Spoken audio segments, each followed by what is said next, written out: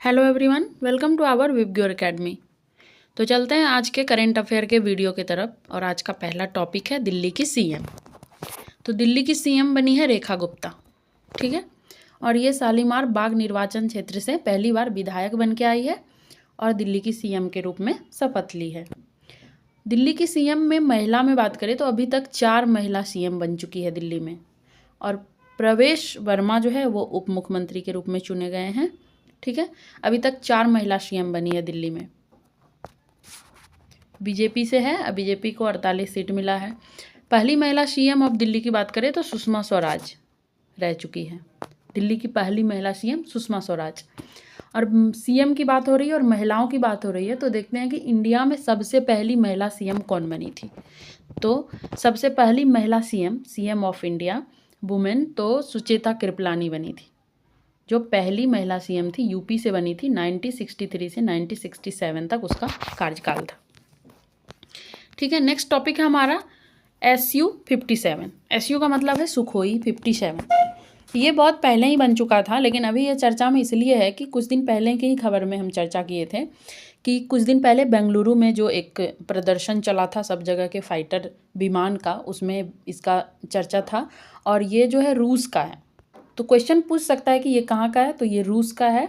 और उसी का सुखोई 57 का अपडेटेड वर्जन है, जो 5वीं पीढ़ी का स्टील्थ मल्टीपर्पस लड़ाकू विमान है। इसका गति मैक 2 मतलब हवा से दुगुने गति से ये चलती है। और इसका जो लड़ाकू रेंज इसका 1900 किलोमीटर है, ठीक है। नेक्स्ट है नेवा। नेवा क्या है? नेवा राष्ट्रीय ई विधान एप्लीकेशन, ठीक है।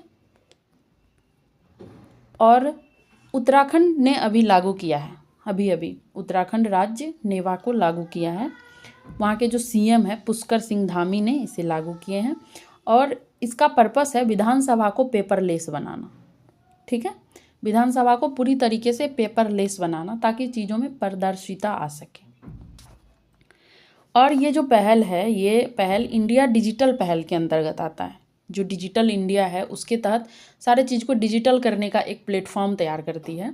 और डिजिटल इंडिया 2015 में आया था, ठीक है। 2015 ये बहुत इंपॉर्टेंट है, एग्जाम में कई बार पूछ लिए जाते हैं कई सारे पहल के बारे में कि ये कब आया था।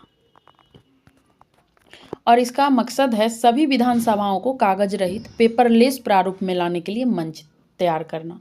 और ये जो योजना है अगर इसको हम लागू करते हैं तो इसमें हमें खर्च भी होगा।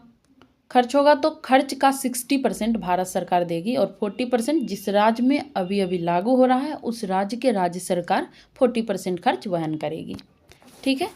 नेक्स्ट टॉपिक है हमारा फेकल कैलिफॉर्म बैक्टीरिया। तो बहुत इंटरेस्टिंग न्यूज़ है, देखते हैं और ये क्यों है खबर में। तो ये कुंभ मेले को लेकर के ये बैक्टीरिया खबर में है। कुंभ मेले के दौरान गंगा नदी में जल में इसकी मात्रा चिंताजनक स्तर पर पाई गई है, ठीक है। मतलब जितना होना चाहिए उससे ज़्यादा पाया गया है। और ये बताया है CPCB, केंद्रीय प्रदूषण नियंत्रण बोर्ड ने NGT को बताया है। NGT का full form national green tribunal को सूचित किया है कि प्रति 10 मिलीलीटर में 2500 यूनिट की सुरक्षित सीमा से कहीं अधिक है। 2500 यूनिट एक सुरक्षित सीमा तक है और उससे अधिक पाया जा रहा है ये बैक्टीरिया, जो लोगों के लिए हार्म हो सकता है। और ये बॉडी में कहाँ पे पाया जाता है? तो आंत में, आंत को प्रभावित कर सकता है। तो इम्पोर्टेंट है कि कहाँ पे, तो आंत में। और कैसे है, क्या है इसका, तो ये सब ध्यान में रखने वाली बात है। नेक्स्ट है हमारा राज्य का पहला हरित बजट पेश किया गया है। राज्य का पहला, किस राज्य का पहला? राजस्थान का, ठीक है। 2025-26 का जो बजट है उसमें हरित बजट पेश किया गया है। और ये इसलिए कि जलवायु और पर्यावरण लक्ष्य को प्राप्त करने के लिए बजट में उस प्रकार का समावेशन किया गया है। किस प्रकार का? कि जलवायु और पर्यावरण स्वच्छ रहे, इस पे ज़्यादा फोकस किया गया है।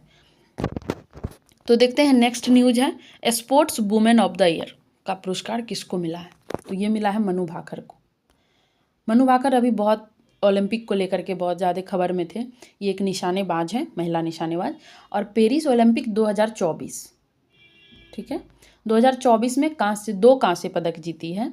और ओलंपिक में निशानेबाज प्रतिस्पर्धा में जो अलग अलग खेल थे वहाँ पे, तो निशानेबाज में ये पहली महिला है जो 2 पदक जीती है, ठीक है। और निशानेबाज में जीती है, तो इसीलिए खबर में है।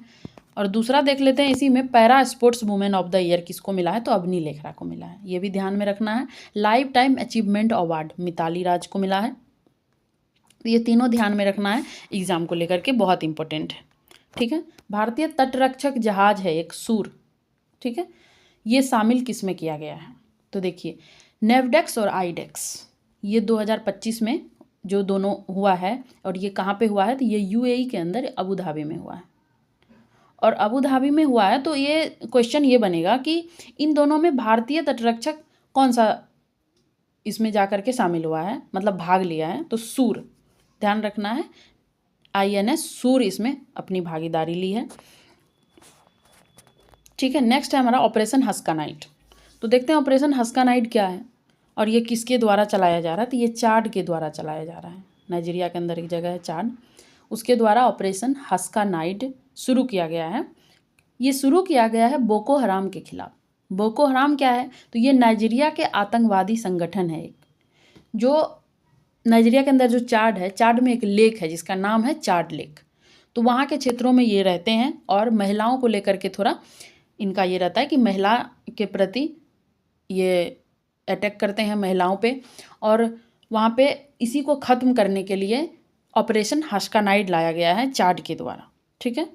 और नाइजीरिया जो है अफ्रीका में सर्वाधिक जनसंख्या वाला देश है, मतलब अफ्रीका महादेश का सबसे ज़्यादा जनसंख्या वाला देश का बात करें तो नाइजीरिया है। नाइजीरिया की राजधानी अबूजा है और ताड़ के तेल पाम ऑयल के लिए नाइजीरिया को जाना जाता है बहुत अच्छे से, ठीक है। तो आज के लिए इतना ही, और अगर वीडियो अच्छी लगी हो तो लाइक कमेंट सब्सक्राइब कर दीजिएगा, और कुछ अगर ऐड ऑन करना हो तो ऐड ऑन के लिए आप कमेंट करिएगा, तो अगले वीडियो में और भी ऐड ऑन करके वीडियो लाया जाएगा। Thank you.